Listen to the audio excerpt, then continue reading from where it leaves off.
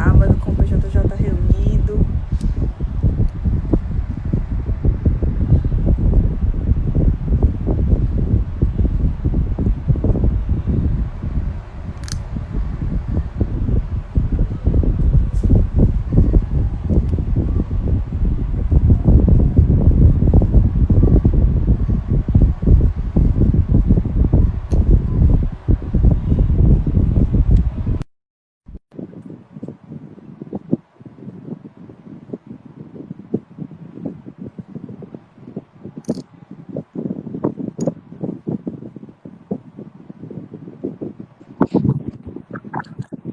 Oi, padre, boa noite, seja bem-vindo. Opa, tudo bem? Muito obrigada pela sua Graças. disponibilidade. Vamos esperar os jovens irem chegando para a gente se apresentar e começar o dia que dá.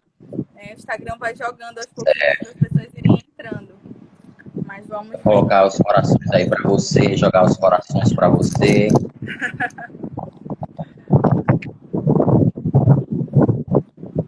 E aí, PJJ, sejam bem-vindos a mais um dia que dá, mais um sábado, né? Estamos reunidos. E como a gente sempre faz, todo início de live, vai enviando para o seu irmão de grupo de oração, vai chamando aquele irmão que está ausente, né? E vamos falar um pouquinho hoje sobre vocação. Estamos no mês das vocações, né? Que é o mês de agosto. Então, nada melhor do que falar sobre vocação e nos ajudar nesse tempo jovem, como projeto de juventude, a discernir, né, a nossa vocação. E hoje o nosso convidado super especial é o Padre Cledson, né? Com muita alegria estamos recebendo o irmão de comunidade que vai falar um pouquinho para nós sobre o discernimento da sua vocação, do seu estado de vida, como foi, né? De uma forma muito aberta e autêntica para que nós jovens possamos testemunhar, né? E nos ajudar também a discernir a nossa vocação. Por aqui. Boa noite, galera. Boa noite, Gustavo, Lívia, Vitor. Sejam bem-vindos. E aí eu vou dar a palavra para o senhor, padre. Fique à vontade para se apresentar, para chamar os jovens. Então, boa noite a todos. É com alegria que nós estamos mais uma vez reunidos, né? Vocês da Juventude Shalom de Belém realizam sempre essas ações de evangelização. Nesse mês vocacional, essa ação é fundamental. Então, quero convidar você que está entrando agora, você que está chegando agora, a convidar os seus amigos, porque realmente nós queremos que essa noite seja uma noite muito especial. Nós queremos nesta noite que, através dessa partilha, você possa também ser iluminado acerca da vontade de Deus para a sua vida, né? O objetivo é esse, que você possa perceber a voz de Deus, a condução de Deus para a sua vida, porque todos nós temos uma vocação, né, Beatriz? Nós temos uma vocação e nós precisamos descobrir essa vocação que nos fará plenamente felizes. Essa é a grande... É o tesouro escondido que nós precisamos encontrar. Sim, é isso aí. Como o padre falou, né, nós vamos fazer, na verdade, um bate-papo para falar sobre vocação e todo sábado teremos uma vocação diferente. Hoje nós vamos falar um pouquinho sobre o sacerdócio, né, que é um chamado específico, como o padre falou, todos nós temos um chamado, né, e só seremos plenamente felizes na vontade de Deus, né. Então vamos falar aqui um pouco sobre ela, né, sobre a vontade de Deus na vida do Padre Cledson, mas também na vida de cada um de nós, né. Hoje convidamos ele como sacerdote da comunidade, da nossa missão, para falar um pouquinho como foi o discernimento, e isso também pode lhe ajudar a discernir o seu e ser plenamente feliz, né? E aí a gente deixou uma caixinha de perguntas aqui durante a semana, e nós tivemos algumas perguntas. A primeira, né, que eu queria fazer para o senhor, por enquanto a gente vai começar com uma bem, né, no iniciozinho, para o povo ir entrando, para vocês irem chamando os amigos, os irmãos de grupo de oração, só apertar aí no aviãozinho e ir chamando o povo, né? Para que também aquele irmão que está desanimado, que não sabe o que quer da vida, né, que está com dificuldade para discernir a vocação, possa também ser ajudado. E a primeira pergunta, padre, é: qual a importância de discernir a nossa vocação? Olha, veja só. Qual a importância de discernir a nossa vocação? Discernir uma vocação é uma realidade fundamental para a nossa vida. Por quê? Primeiro, porque como eu dizia no início dessa nossa conversa, bem no início eu deixei até já uma palavrinha sobre isso, vocação, na verdade, é o sentido da existência de uma pessoa. Toda pessoa, quando foi pensada por Deus, quando Deus pensou na Beatriz, quando Deus pensou no Padre Clédio, quando Deus pensou em você, que participa conosco desse momento, Deus pensou em você para esta determinada vocação. E Deus capacita você a poder viver essa vocação, corresponder e se realizar como pessoa. Então, discernir uma vocação, na verdade, é descobrir o projeto de Deus para a nossa vida. E é muito interessante, quando nós falamos de vocação, Beatriz, nós estamos falando não simplesmente de algo que eu posso escolher. Na verdade, vocação eu não escolho, eu fui escolhido. Eu preciso descobrir para o qual eu fui escolhido, né? Deus me chamou para qual projeto de vida. Então, uma vocação é uma descoberta da vontade de Deus. Então, eu não escolho como a gente normalmente faz em relação à profissão, apesar também da profissão ser uma, entre aspas, uma vocação, e de fato é uma vocação, a profissão. Deus muitas vezes nos dá aptidões, Deus nos dá meios para que nós possamos nos realizar também vocacionalmente dentro do contexto profissional, mas a vocação é aquilo que está mais escrito no mais profundo do nosso ser. Então não se trata de uma escolha simplesmente. É claro que quando eu começo a descobrir esse chamado, eu preciso escolher. Deus não impõe uma vocação. Deus nos cria para uma vocação e quando eu conheço a vocação, eu acolho esse chamado, essa vocação para a minha vida.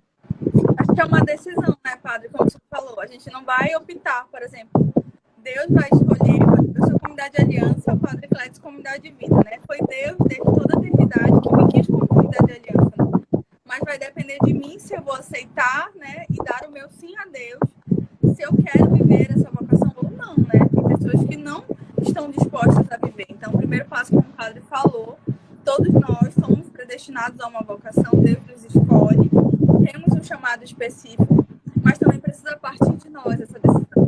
Não é assim, eu quero ser comunidade de vida, eu quero ser comunidade de aliança, né? Eu quero ser padre, eu quero me casar. Não é assim, né? Claro que precisa nascer e brotar um desejo do nosso coração, né? Ter essa vontade, mas tudo provém de Deus, né? Da vontade de Deus, tudo é graça. Então, eu acho que o primeiro passo para você decidir, discernir a sua vocação é rezar, né? E ver o quanto isso tem importância na sua vida, porque isso vai te ajudar a discernir qualquer outra coisa, né? Como o padre falou, seja uma profissão, seja um estado de vida, todas as áreas da nossa vida, Deus se utiliza para alcançar a humanidade, para nos usar como discípulos. Eu acho que o primeiro passo é discernir quem eu sou, né? Eu nasci para quê, né? Por que Deus me quer? Eu acho que, pelo menos de forma pessoal, essas perguntas me ajudaram muito a discernir a minha vocação. Né? Quem eu sou, o que Deus quer de mim, né? Por que eu? A partir disso, perceber que Deus tinha me escolhido e que eu queria dar um sim a Deus, né? Então, você aí que é jovem, está nesse processo de discernir sua vocação, seja no vocacional, seja no grupo de oração, é o primeiro passo, né? É deixar com que Deus se decida por você, né? Mas também se decidir por Ele. Isso é importante. Diga. Bia, isso que você falou é importante, porque, na verdade, assim, primeiro, a liberdade é fundamental. Deus não nos criou fantoches, né? Tem até pessoas que dizem, mas Deus sabendo que eu não escolheria segui-lo, porque ele não impôs a sua vontade para mim. Ele não seria Deus. Né? Se ele fizesse isso, ele não seria Deus. Porque, na verdade, Deus dá ao homem a possibilidade de poder viver a escolha. Assim como Nossa Senhora. Nossa Senhora tinha sido escolhida para ser a mãe do Salvador, mas ela precisou dizer sim. Então, a liberdade, ela é fundamental. Deus não impõe a sua vontade, Deus dá ao homem o conhecimento da vontade, cria o homem para aderir a esta vontade, mas é o homem que realmente precisa. E, claro, essa descoberta da vontade de Deus se faz, como você mesmo dizia, na oração. É fundamental. Né? Sem oração, não existe verdadeiro discernimento de estado de vida, de um carisma, de uma vocação. E outra coisa importante, né? Às vezes, Bia, Beatriz, né? Qual é a grande questão? É a gente, muitas vezes, escolher a nossa vocação partindo das nossas feridas.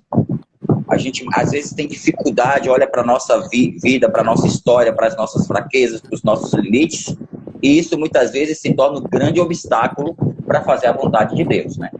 Então, a gente precisa começar a identificar a voz de Deus e, claro, dar passos. Se precisamos de cura, deixar Deus curar o nosso coração, porque Deus tem poder para transformar a nossa vida completamente. É isso aí. É fazer também com que a nossa fraqueza ela seja um impulso para o nosso sim, né? Como o senhor falou, Deus ele é capaz de tudo. E quando ele escolhe, ele sabe o que nós somos, né? O pior que nós temos, as nossas feridas, nossas fraquezas. Então, muitos não conseguem discernir a sua vocação justamente porque já se colocam em uma posição de alguém que não vai conseguir viver, mas na verdade a gente sabe que tudo é graça. Nós precisamos cooperar, claro, com a vontade de Deus, né? Isso é primordial. E o primeiro passo, como o senhor falou, é a oração, né? Nós precisamos partir disso para viver ela. Mas essa questão da liberdade, hoje uma jovem estava aqui em casa, né? E nós conversávamos exatamente sobre isso, né? Que toda relação parte de uma liberdade.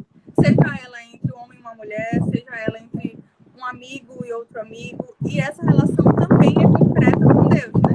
Ele se utiliza de nós a partir da liberdade, né? Tipo, ele não nos impõe nada, ele apenas nos chama e nós estamos livres para dizer sim ou não. Vai da nossa adesão de viver ou não. O povo está reclamando do ventilador, então, por amor a Deus, já que eu me decidi por ele, eu vou desligar aqui mesmo morrendo de calor. Agora, é o seu ou é o meu? Tem que saber qual é o ventilador, né? Eu vou desligar aqui. Desliga o teu aí primeiro, vai. Depois, se o pessoal continuar reclamando, eu vou desligar o meu aqui também. Eu vou dar. Vamos ver qual é o ventilador. Porque o senhor é padre, aí eu fico no calor, o senhor pega um ventinho aí. Vamos ver de fato, né? Qual é o ventilador problemático?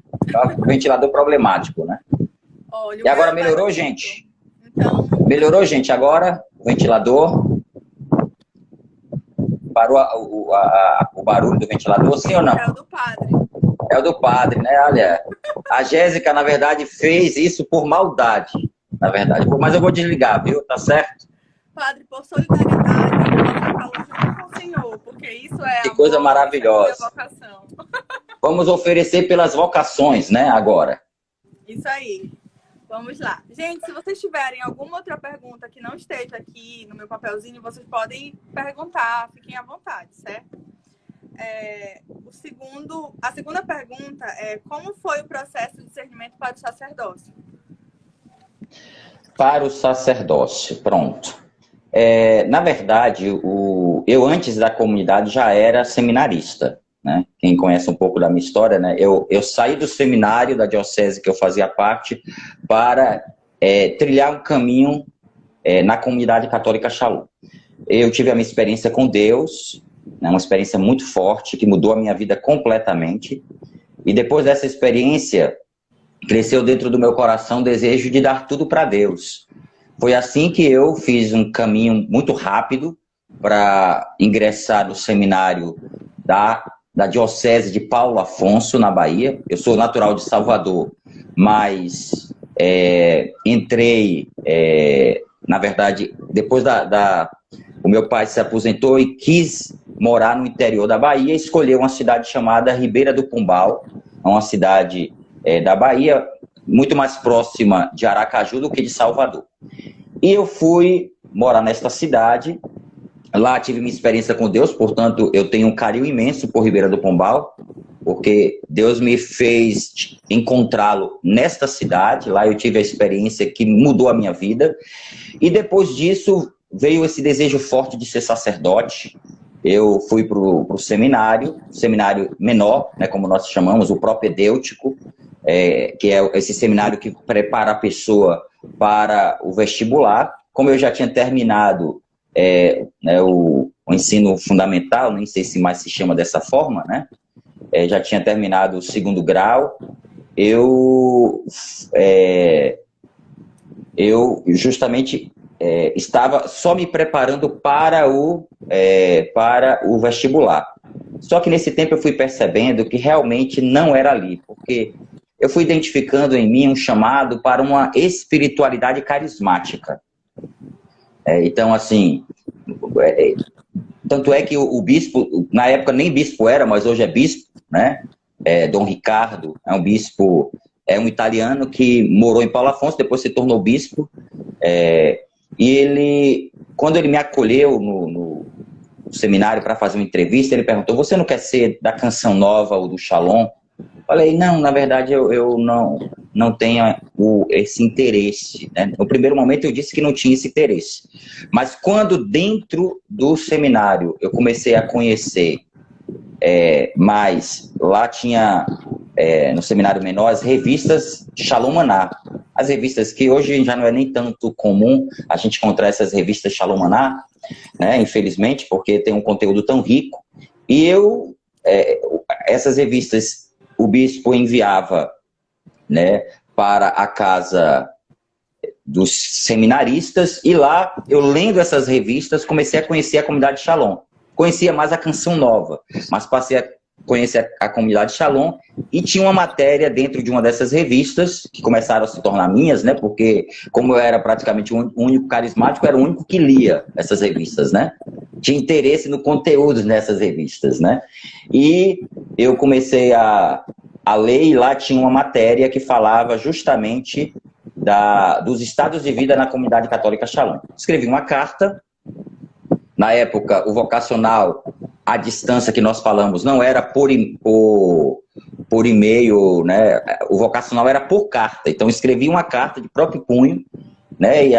E todos os meses eu tinha que escrever aquela carta, vinha um questionário, eu tinha que responder e enviar.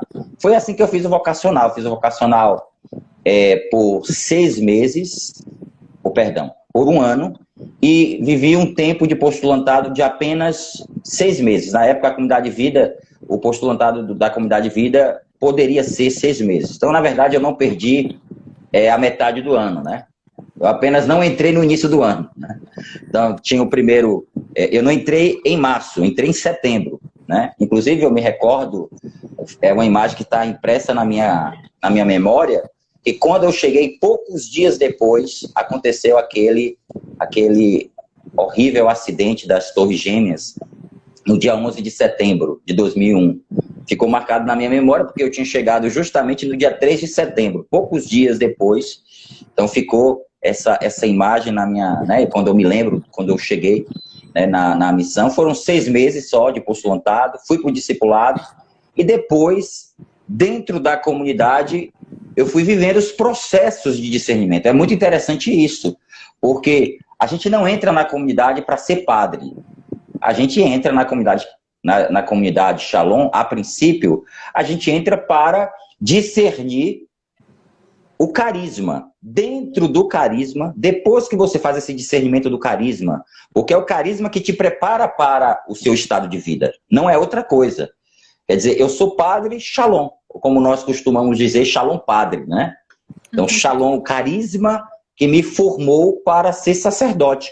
Então, foi dentro da comunidade que eu fui escutando de Deus. Já tinha realmente na minha história esse chamado ao sacerdócio, porque eu era realmente seminarista, né?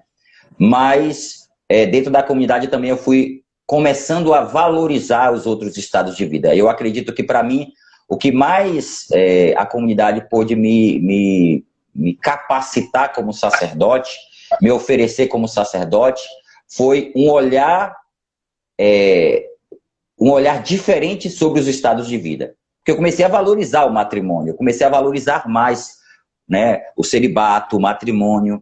Então, na verdade, eu não estava fazendo uma opção porque o sacerdócio colocava como uma imposição para mim o celibato.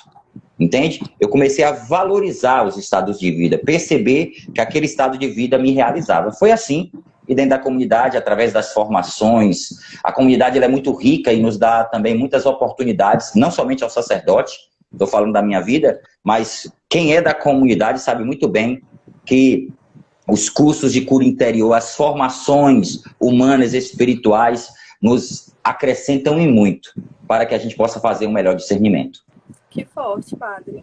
A Fernanda comentou aqui que é incrível como o carisma nos encontra, né? E quando a gente toca na história de vida de alguns irmãos, a gente percebe que Deus ele tem uma pedagogia na vida de cada um, né? E onde quer que nós estejamos, ele dá um jeito de nos encontrar, né? O Senhor já sentia um chamado, já vivia, né? Um desejo de viver, mas no seu coração o Senhor sentia um desejo de viver algo mais, né? Eu também me identifico muito porque eu já, por exemplo, já era da igreja, já frequentava a paróquia, mas dentro do meu coração me faltava algo, né? Como se o nosso coração não estivesse plenamente preenchido e nós não estivéssemos plenamente felizes porque nós ainda não tínhamos encontrado, né? De fato, concretizado todo o discernimento da nossa vida. E como o padre falou, a gente vai discernindo tudo dentro da vocação, como, por exemplo, estado de vida. Claro que existem casos e casos, tem pessoas que discernem antes, né, por realidades específicas, mas geralmente você discerne primeiro a sua vocação, mais específico a um carisma, e depois você vai discernir estado de vida, enfim, né? E aí você pode dizer que está plenamente discernida a sua vida, a sua vocação, enfim, em todos os âmbitos, né? Fizeram algumas perguntas aqui, padre. Aí eu vou ler para o senhor, tá? Aqui perguntaram assim, padre, qual o seu sentimento na hora da consagração na Santa Missa? O meu sentimento? Olha, eu vou dizer uma coisa para você. Eu não gosto muito de falar tanto sobre sentimentos nesse sentido, porque eu acho que é muito mais do que um sentimento, né? Eu, assim, quando eu estou celebrando uma missa, eu me sinto muito absorvido por ela. Assim, a experiência que eu vivo é de ser absorvido ali, né? Eu sei, assim, para mim era muito forte a experiência de celebrar a Eucaristia, porque eu sei muito bem que as minhas mãos, elas são ungidas e Jesus se utiliza das minhas mãos para consagrar o pão e o vinho. Quando eu proclamo a palavra, eu sei que a minha voz é Jesus falando, quer dizer, tudo que acontece dentro da celebração eucarística me faz, assim, viver lá de modo piedoso, né? Eu procuro viver de modo muito piedoso, não é bem assim, um sentimento, assim, difícil até explicar, por isso que eu não sei se um sentimento se enquadra tanto naquilo que eu acredito da experiência que eu viva, porque eu me sinto realmente envolvido pelo mistério, né? Então, assim, tem pessoas que dizem assim, quem me conhece sabe muito bem. Tem gente que fala assim, padre, o senhor é tão agitado na vida normal, mas na hora da missa o senhor é tão tranquilo. É a graça do mistério, né? É o único momento que eu fico tranquilo. Explicar o inexplicável, né? Eu acho que é verdade. É algo que não tem como explicar, de fato. Por exemplo, eu não consigo imaginar o Senhor me explicando como sente, porque, como você falou, é algo sobrenatural, né? É Deus que faz por meio das suas mãos, por meio daquilo que o Senhor fala, por meio daquilo que a gente vai sentindo como cristão na Santa Missa, né? Então, é algo muito concreto, assim, né? É algo que não tem como o Senhor externalizar, né? A gente vendo o Senhor celebrando uma missa percebe que é o próprio Cristo que faz, né? Então, eu acho que é por isso que não tem como explicar muita coisa, né? Mas eu acho que é verdade. pra responder um pouquinho, né? Porque a pessoa... Bia, deixa eu dizer uma coisa e voltar um pouco naquela história passada, no que você estava falando anteriormente. Eu acho que é importante, porque eu sei que eu estou falando para jovem, inclusive, como eu tenho um canal ali no YouTube, né? E eu tenho falado muito sobre significado esponsal do corpo. Eu tenho uma playlist que sempre eu lanço justamente com os 3 estados de vida. E lá eu peço sempre para a pessoa que vai falar, eu digo, gente, é o seguinte, não quero que você fale simplesmente sobre o seu estado de vida, assim, simplesmente ele acontecendo. Eu quero que você fale sobre dicas que te fizeram identificar que era esse estado de vida e não outro. E assim, eu vou falar de uma realidade que aconteceu comigo, né? Que acontece comigo para que vocês possam compreender isso.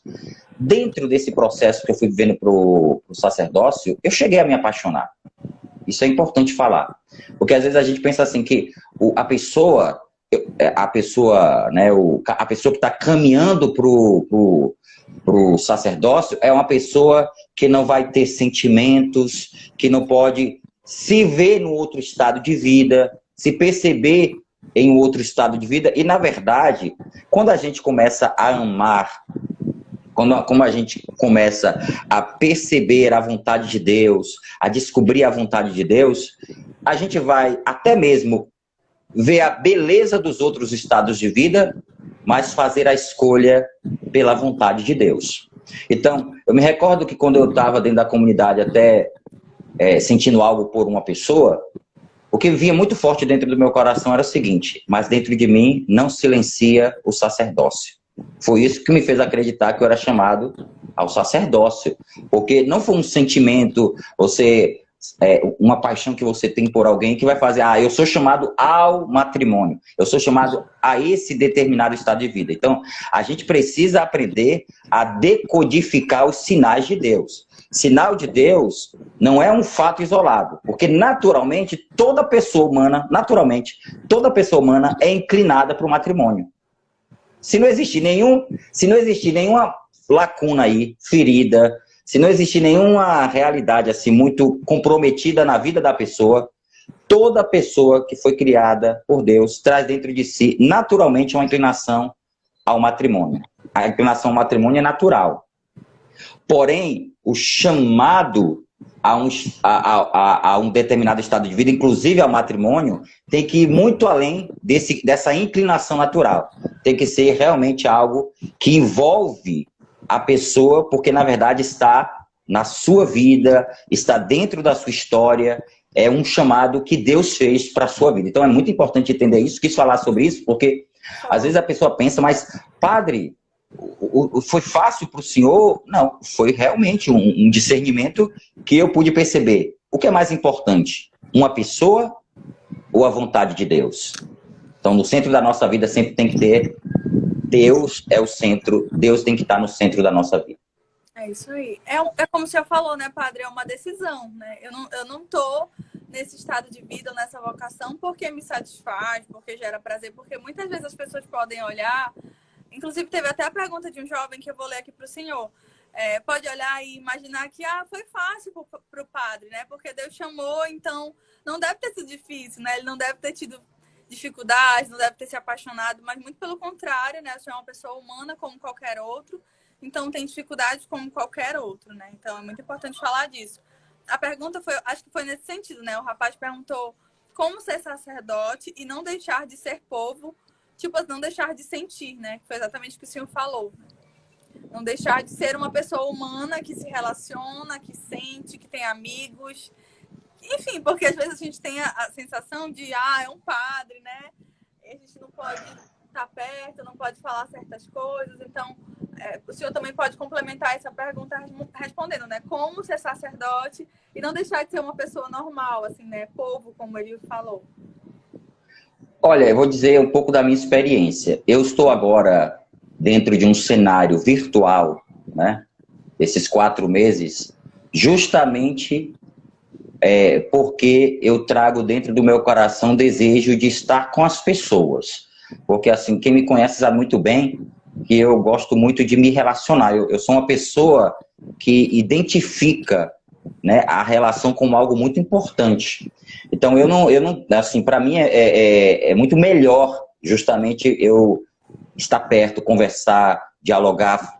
Então, para mim, esse era, antes da pandemia, era assim que eu vivia a minha vida normalmente, né? Então, era sempre muito tranquilo isso para mim. Então, o padre é chamado a ser uma pessoa, a ser um pastor, né? Agora, eu quero dizer uma coisa para você, viu, Beatriz? Às vezes, as pessoas, elas criam uma imagem do padre que elas se afastam do padre. Não é nem o padre que se afasta dela, não é nem o padre que é fechado. Às vezes a pessoa diz aquele padre é tão fechado, mas nunca a pessoa se aproximou do padre. Nunca tentou, às vezes, dialogar, conversar. Às vezes é ela tem uma imagem, ela tem a imagem do padre como uma figura que ela não teria liberdade de se aproximar. Então, na verdade, é importante que você se aproxime do padre, que você vá, né, que você converse com ele, que você vá atrás dele, né, assim, para conversar com ele. Quando você se aproximar daquele padre, você vai perceber que o padre é uma pessoa normal. Padre, mas não tem outros padres que são fechados, não? Cada padre, cada pessoa é diferente, né? assim, a gente precisa identificar isso na nossa vida. Um exemplo, eu conheço a Beatriz, eu não tenho dificuldade de me aproximar da Beatriz, porque a Beatriz eu sei que ela é uma pessoa bem tranquila, mas às vezes, um exemplo, tem pessoas que você começa a tentar se aproximar e você percebe que a pessoa realmente tem um jeito mais especial de ser, a gente poderia dizer assim, né? É o jeito dela, é a maneira dela, é a história dela, né? A gente tem que aprender a lidar com a história das pessoas.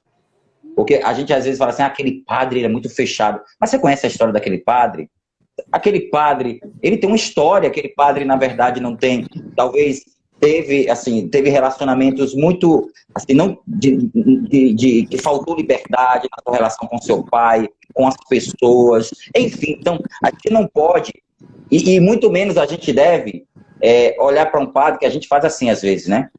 A gente escolhe um e a gente quer que todos sejam como esse padre. Para ele, é verdade. Sempre que cada um tem, A gente... né, a sua personalidade, o seu jeito, forma de pastorear, né? Justamente. Então, a gente tem que valorizar o sacerdote, o ministro de Deus, que tem virtudes e defeitos, como nós também temos, né?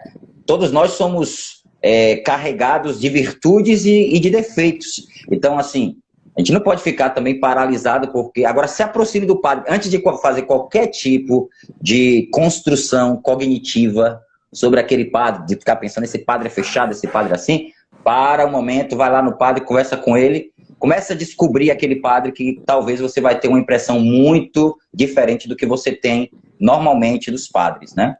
Eu acho que basta a gente olhar para os padres, né, para o sacerdócio, como uma pessoa humana, né, que se relaciona, que espera também algo. E eu acho que muitas vezes a gente espera de um padre um cuidado, um pastoreio. Muitas vezes a gente não cuida, não está perto, não se aproxima, né? Talvez por criar uma figura de alguém muito distante, muito fechado. Isso também barra a ação de Deus, né? Barra a vida comunitária, a vida em unidade, enfim. Então, foi muito importante essa pergunta, né? Para que a gente perceba também. Foi por isso que a gente achou importante chamar o Padre Clédson, né? Porque hoje a gente sente cada vez mais a necessidade de jovens estarem perto, e o senhor é um padre muito acessível, né? A gente sente, mas eu acho que também veio a pandemia, então novos jovens que entraram na obra não tiveram a oportunidade de conhecer o senhor, né? Também por isso que é importante ser das lives, dos vídeos no YouTube, né? Porque os jovens também vão, de certa forma, tocando no seu sacerdócio, na sua vida, e se tornando livres para estar perto, para serem pastoreados, enfim. A próxima pergunta, padre, deixa eu ler aqui. Partilhe a sua música vocacional aí, Shalom e Sacerdotal. Canta aí pra gente, padre. Opa! Uma música do Shalom? Olha, tem muitas músicas do Shalom que... cantar uma música do Shalom? Eu não tô sem... Tem um violão aqui, se eu tivesse um violão, cantava e tocava. Mas eu vou... Cantar é mais complicado, né? Cantar é mais complicado, não é muito... cantar é mais pro padre cristiano, né? Mas, assim, uma música que eu sempre gosto muito, assim, e ela me chama muita atenção, é aquela música Doce Mistério, Cruz e Ressurreição, Alegria sem fim, é dor incomparável, é paz profunda em mim. Tua vontade, pronto, tá ótimo, né? Padre, o senhor canta tá vendo aí pro pessoal? O refrão é a melhor parte. Pessoal, tua vontade em mim é como um tesouro em vasos de argila. Agora a Beatriz vai cantar a segunda parte. Padre, meu Deus, a minha voz é horrível. Tá aí um dom, gente, que eu não tenho a cantar, mas eu queria muito. Eu amo essa música também, padre. Marca uma parte da minha vocação, assim. Eu acho que fala muito do que nós vivemos, né? A vontade de Deus é verdade. É isso, né? A vontade de Deus é isso, verdadeira paz, que nem o tempo, nem a dor, até me arrepio, gente, porque é real, né? Assim, nada, mesmo que a gente viva muitas coisas, seja a pandemia, seja as realidades pessoais, nada apaga a vontade de Deus, né? Ela gera paz, então eu canto pra Deus. Deus me ouve, mas vocês, eu não vou fazer isso com vocês. Eu tava cantando com o padre... O pessoal tá pedindo pessoal tá pedindo a sua voz. Tá vendo aí? Eu não tenho nem ritmo, padre. Ainda mais que essa música é alta, né? Mas vamos lá. Tua vontade em mim é como um tesouro em vasos de argila. Muito bem, viu? Paz que o tempo e a dor... Já perdi o ritmo, tá vendo? O namorado entra para dar aquela motivação, né? Canta muito. Maravilhoso. Né? O namorado vai diz assim, amor, continua que vai dar certo. Tá aí. Valeu, padre. Respondida a pergunta. A próxima é... Deixa eu ver aqui. Padre, partilhe um momento que foi decisivo para o discernimento sacerdotal. Mande uma bênção. Hashtag mande uma bênção. Quem foi que pediu para eu mandar uma bênção? Foi a Amanda. Amanda, Deus abençoe, viu? A sua vida e a sua vocação. Amanda é da onde? Ela é discípula, né? D1 da Comunidade de Aliança. E pediu a daqui de Belém, Amanda? É, Amanda. Ah, sim. Sei. Sim. Um momento que foi decisivo para o seu discernimento vocacional. Olha, eu acho que o momento que foi decisivo para o meu discernimento vocacional foi justamente a experiência que eu tive com Deus. Porque eu acho que aquele momento mudou tudo na minha vida. Né? Acho que quem me conheceu, quem conheceu um pouco da minha história de vida, percebe assim que houve um momento antes e depois da minha experiência com Deus.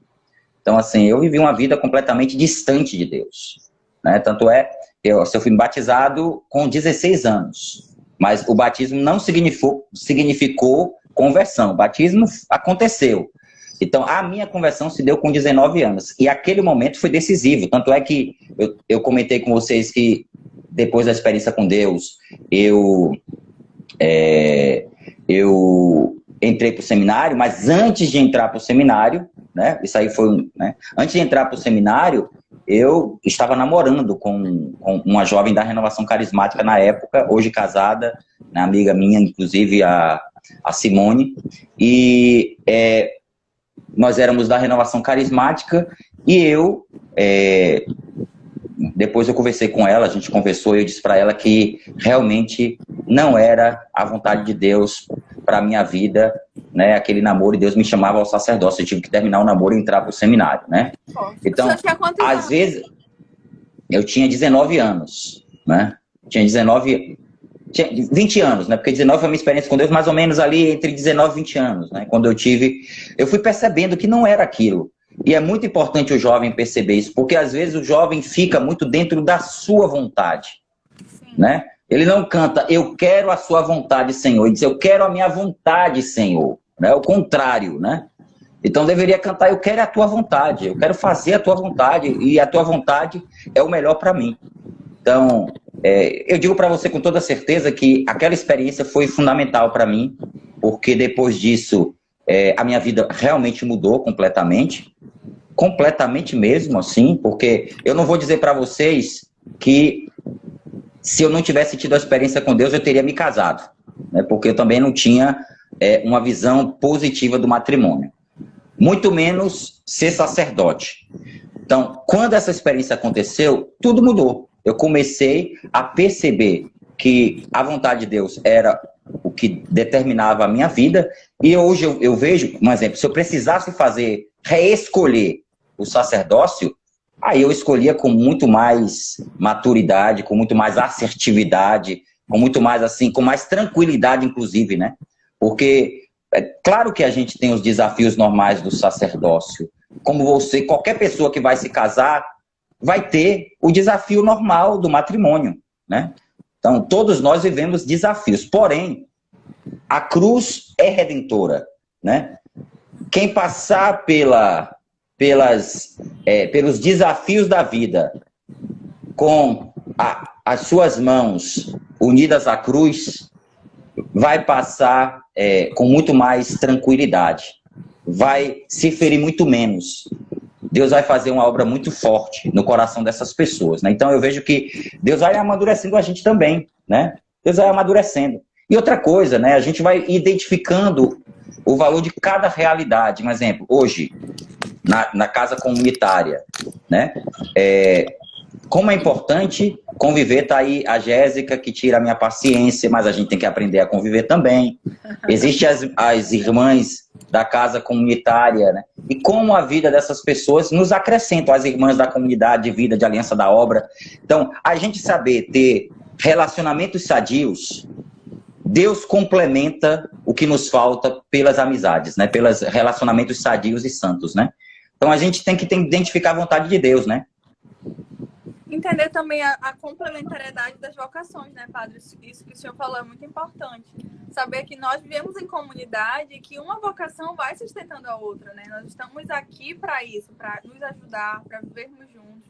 E sobre a realidade que o senhor falou dos jovens, né, que muitas vezes escolhem a sua própria vontade, eu acho que a gente cai num grande erro de escolher as nossas paixões, sabe? É muito fácil a gente se deixar levar por aquilo que é melhor para nós, né? Aquilo que nós olhamos e desejamos e queremos logo, né? E eu acho que a sociedade, ela nos ajuda a isso, né? A não fazer a vontade de Deus, né? Cada vez mais, infelizmente, a gente vai se afastando disso e por isso a importância da oração, a importância de ouvir a voz de Deus, como o senhor falou, né?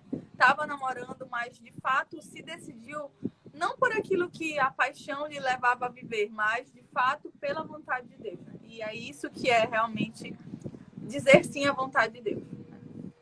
Beatriz, tem uma coisa interessante que eu sempre costumo dizer isso, dar esse exemplo de acho que foi uma homilia do Papa Francisco, ele comentando, ele falava sobre um jovem que procurou um bispo e ele conversou com o bispo da seguinte forma, ele disse assim para o bispo, ele disse que queria ser padre, ele falou, expressou que gostaria de ser sacerdote, mas ele disse, olha, eu quero ser sacerdote, mas eu quero ser por 10 anos. Né? E aí realmente não tem vocação por 10 anos, né? Então o que é que acontece? Na verdade, hoje existe uma cultura do provisório. É verdade. A gente às vezes vai muito na linha do provisório. A gente quer ter a nossa vida nas nossas mãos. Então, se eu errar, eu posso retomar. Por isso que a gente vê hoje uma quantidade menor de matrimônios acontecendo. Matrimônios, quando eu digo matrimônio, no sentido sacramental. Receber o sacramento na igreja. Porque as pessoas, elas acham que, na verdade, não se vincular a alguém é uma proteção para a vida dela, né? E isso não existe. E é interessante também o que o Papa Bento diz, né? Eu até falei sobre isso quando eu dei aquela pregação no curso sobre o celibato, porque o Papa Bento lembrava que a sociedade é muito esquisita, a sociedade de hoje, né? É muito esquisita. Porque essa mesma sociedade que não quer casar, ela quer que o padre case. É estranho, né? É contraditório, né, padre? É contraditório. Aí fala assim, o padre tem que casar. Aí ninguém quer casar. Só que qual é a diferença do padre que deixa de assumir o matrimônio para uma pessoa que não quer se vincular? Essa pessoa que não quer se vincular, ela não quer se vincular para não se comprometer. É diferente do padre. Porque o padre não se vincula a uma pessoa porque ele está completamente comprometido com a fé, comprometido com a igreja. A esposa dele é a igreja. Ele se coloca a serviço da igreja. Então, ele assume um celibato para servir. Ele não assume, entre aspas, o ficar sozinho, como as pessoas normalmente, para poder fazer escolhas e renunciar quando quer, né? Então, é muito interessante isso. Nessa cultura do provisório, a gente tem que ajudar os nossos jovens a refletir melhor sobre isso. Porque tem muito jovem... É claro que Deus continua chamando os jovens ao sacerdócio, né? O problema é que os ouvidos se encontram cerrados, né? E é difícil. É preciso se abrir a voz de Deus, né? É isso aí. Eu acho que a gente também... O pessoal não deve estar gostando do que eu estou falando não, viu, Bia? Porque só tem 15 pessoas. Ninguém está gostando do que eu estou falando aqui não, viu? Só quero te dizer, viu? Os 15 que estão aqui são fiéis, padre. Então, estão gostando, né? Acho que a gente também precisa cada vez mais buscar aquilo que é santo, porque, como o senhor falou, essa cultura acaba, se nós não tivermos maturidade, a gente acaba se deixando levar mesmo pelo que as pessoas vão, né, enraizando e falando por aí. E aí entra a questão da evangelização, que a gente não pode aprofundar, mas a importância de nós, como jovens, né, sermos aqueles que levam outros jovens para Deus, né? Assim, através da nossa vocação, através da nossa decisão, atrair uma multidão de jovens, né? É isso que Deus quer de nós. Então, vamos lá para a próxima pergunta. Bia, depois dessa nossa live aqui, que vai para o GTV, eu imagino, a gente vai pedir para esses jovens que estão aí propagar isso, né? Propagar esse vídeo, né? Legal, essa live, né? Vamos fazer isso para que outras pessoas possam ter espaço, viu? E ter contato com o que a gente está conversando aqui. Tá. Vocês nos ajudam? Vocês nos ajudam? Vamos lá, respondam aí, gente. Enviem para os amigos aí a live, que tá muito legal. Padre super jovem. Coloque assim, ó, hashtag tem gente precisando escutar isso. É muito grande, né, essa hashtag, né? Tem gente precisando escutar isso, é grande demais, né? A gente poderia diminuir, né? Pode ser, você precisa escutar isso, você precisa ver isso. Ó. Você precisa escutar isso, Você precisa escutar isso, ficou legal. Pronto. Olha, padre, a próxima pergunta é qual foi a maior oferta do seu estado de vida? Força a pergunta. A maior oferta do meu estado de vida? Olha, vou dizer uma coisa para você. Tem várias ofertas, né? Você faz a oferta de não ter uma pessoa ao seu lado, claro, né? Como qualquer outra pessoa. Você faz a oferta de não ter um filho biológico, como qualquer pessoa. Você faz a oferta de não estar com a sua família, né? Esses 19 anos de comunidade, eu tenho mais ou menos, eu até perdi já a conta de sobrinho que eu tenho, né? Porque, na verdade, eu sou o quinto de 7 filhos. Na verdade, de 9, porque 2 faleceram quando eu era bem pequenos. Eu acho que foi na própria gravidez mesmo, né? Mas nós somos 7 filhos e eu devo ter mais ou menos aqui uns 16 sobrinhos. Talvez até mais, né? Então, o que é que acontece? Eu praticamente não tive a oportunidade de conviver com eles, né? Porque eu tenho 19 anos de comunidade. Então, eu só vou, na verdade, em Salvador uma vez por ano, né? Então, é claro que é difícil você estar distante da família. Tem várias renúncias que a gente faz, né? Difícil a gente estar distante da nossa família. A gente gostaria de estar perto da nossa família. Mas o que não torna um peso, porque, na verdade, quando a gente começa a olhar para a nossa vida como um projeto de Deus, como vontade de Deus, tudo se torna leve. Então, eu não posso ter um filho biológico, mas eu tenho uma infinidade de filhos espirituais, né, incontáveis, né? Esse tempo da pandemia, é impressionante a quantidade de pessoas, e jovens até, que eu acompanhei, que eu rezei por eles, por telefone, pessoas que veio conversar comigo. Então, a minha vida tem sentido assim, né? Então, certamente eu não estaria realizado se eu estivesse casado e tivesse uma esposa. Quero dizer para vocês isso. Porque isso não seria capaz de me tornar tão pleno como eu sou sendo sacerdote, porque é dentro do sacerdócio que eu me realizo mesmo. Então, tem as renúncias, mas tem realmente uma alegria que é muito mais profunda do que a renúncia que a gente faz. Não sei se eu respondi a pergunta que a pessoa fez aí, mas no meu coração foi isso. Forte, muito bom. Eu acho que toda vocação, ela exige uma oferta, né? Alguns aparentemente deixam mais, né? Mas, como o senhor falou, eu acho que todos nós temos no coração um desejo de ter alguém do lado, e isso vem... Eu já ouvi falar, muitas pessoas falarem da questão da solidão dos padres, né? Mas eu acho que quando você percebe que você está plenamente na vontade de Deus e que você não está só, porque Deus lhe dá uma infinidade de filhos, de irmãos, né? Isso lhe faz estar plenamente feliz na vontade de Deus, né? E por isso a importância de nós estarmos cada vez mais próximos dos padres, né? Porque eu acho que a gente complementa também a sua vocação como jovem, sabe? Principalmente hoje na sua questão como padre dentro da missão de Belém, né? Então, a importância de nós estarmos cada vez mais na sua vida e o Senhor cada vez mais na nossa vida, né? É interessante que o celibato do padre ou do celibatário, né? o celibato nosso não é um celibato tipo, um celibato que não acolhe as pessoas no nosso coração. As pessoas, elas precisam passar pelo nosso coração, elas só não podem ficar. Em que sentido, né? Elas não podem tomar o nosso coração já tem um dono, né? O celibatário não pode deixar que o coração dele seja tomado por outra pessoa, né? Deus é o dono do coração do celibatário, mas as pessoas passam. As pessoas precisam passar. Nós acolhemos as pessoas em nós, no nosso coração, na nossa vida. Entende? Eu quis fazer assim, um pouco dar esse entendimento, mas para que a gente entenda que, tipo, não é que a solidão... eu não me sinto... Graças a Deus, eu sou um padre de uma comunidade de vida, né? Porque eu não me sinto só em um momento, né? Hoje estou, mas estou por um motivo diferente, né? Mas normalmente na comunidade de vida, nem o padre tem um quarto sozinho. Sempre ele divide o quarto com alguém, né? Então, assim, é a nossa vida, a gente não está só nunca, né? A gente não está só nunca, então a gente não se sente só.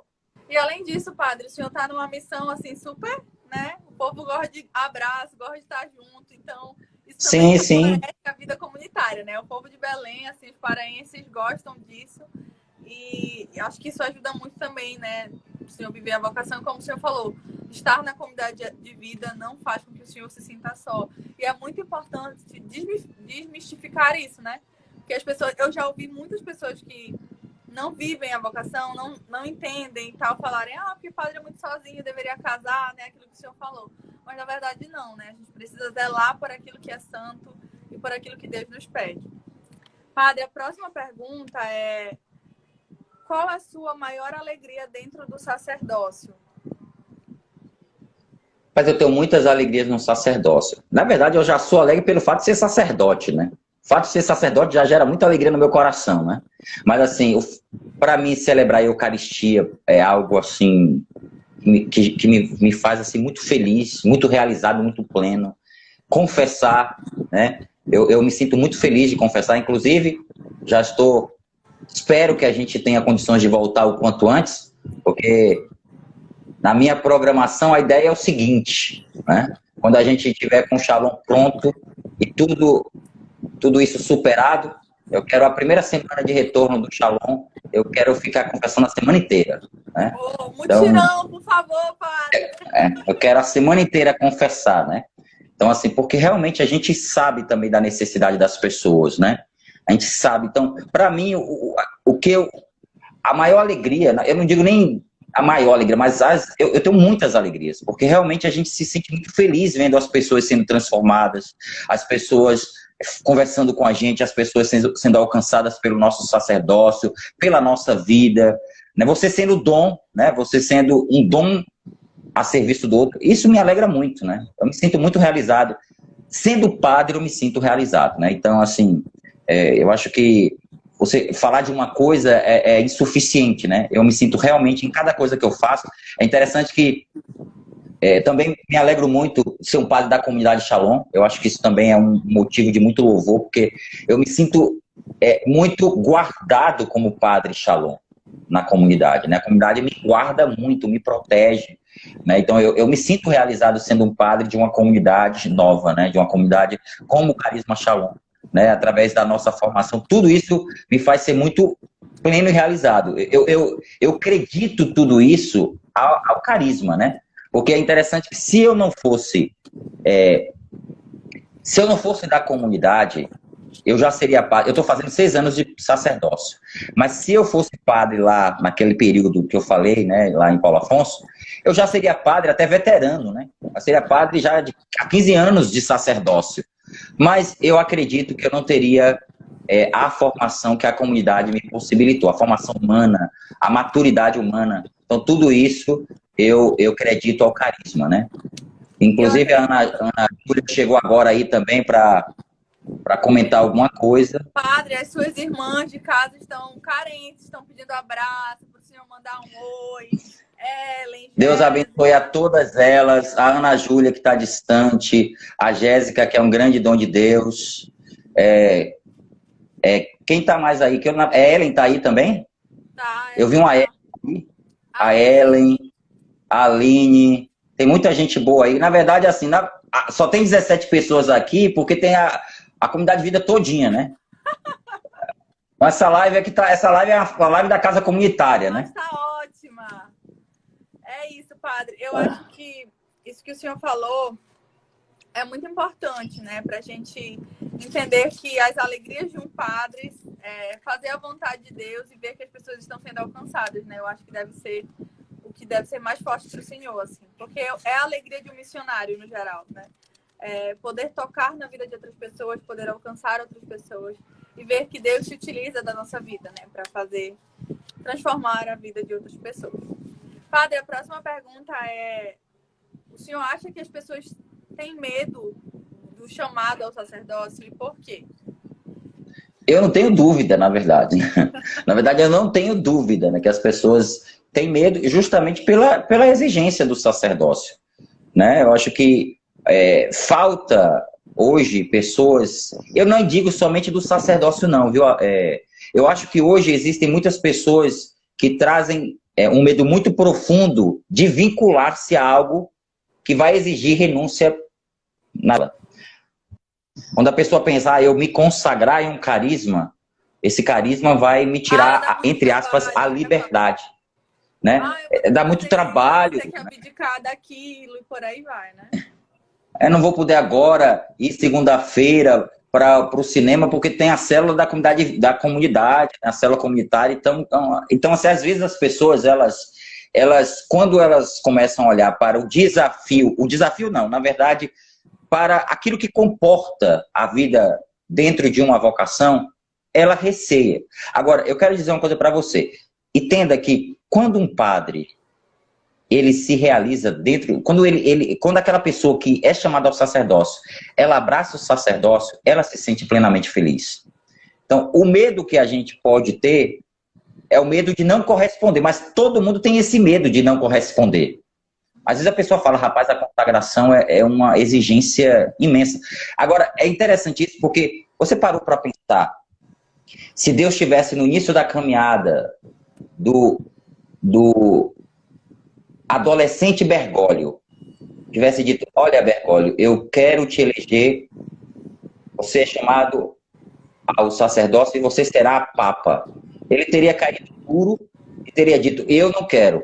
Porque, na verdade, ele ia olhar para a missão, a responsabilidade, e ainda não tinha maturidade para corresponder. Por isso que é interessante uma consagração, porque quando a gente começa a responder à vocação, a gente começa a entender que quem faz é a graça. E é no tempo de Deus, tudo é no tempo de Deus. Então, agora eu estou entrando para a comunidade no vocacional. Eu tenho que entender que o meu chamado é uma consagração, mas existe um tempo. E o tempo é que forja o homem novo. O tempo é que forja a santidade. Então, eu preciso entender que é no tempo que acontecem esses processos. Eu não posso logo dizer que eu não tenho condições. Eu não tenho condições de ser padre. Eu não tenho condições. Um exemplo. Eu não posso dizer que eu não tenho condições de ser padre, ser celibatário, porque tem 19 anos que eu vivo celibato e vivo nesse sentido bem. Nesse sentido, eu nunca tive nenhuma situação assim mais grave que pudesse falar assim, você não é chamado ao sacerdócio. Então, não é aquela coisa assim, é difícil não ter uma pessoa. Às vezes a pessoa pensa, né, é difícil, como é que pode? Né? Eu Como é que acho você que, vai conseguir ficar a vida inteira? padre, as pessoas se paralisam nos nãos, né? E não é só não, né? As pessoas acham que, não pode isso, não pode aquilo, né? Quando eu converso sobre a minha vocação com algumas pessoas que são fora, né? Tu não pode usar blusa de alça, tu não pode se tatuar, tu não pode fazer isso com teu namorado, né? Então, as pessoas vão se paralisando no não e cada vez mais sentem medo de se doar e de viver as exigências, né, próprias de uma vocação, de um carisma, mas que na verdade não é não, né? São muitos sims que edificam a nossa vida e nos tornam plenamente felizes, né? Gente, falta 43 segundos para a live encerrar, mas nós ainda temos duas perguntas. E aí eu quero saber se vocês querem que a gente volte, se vocês vão voltar com a gente, porque senão a gente vai dar tchau já. Faltam 30 segundos. Respondam aí, para a gente poder ouvir mais um pouquinho o padre e se despedir. Tem 23 segundos. Cadê o povo?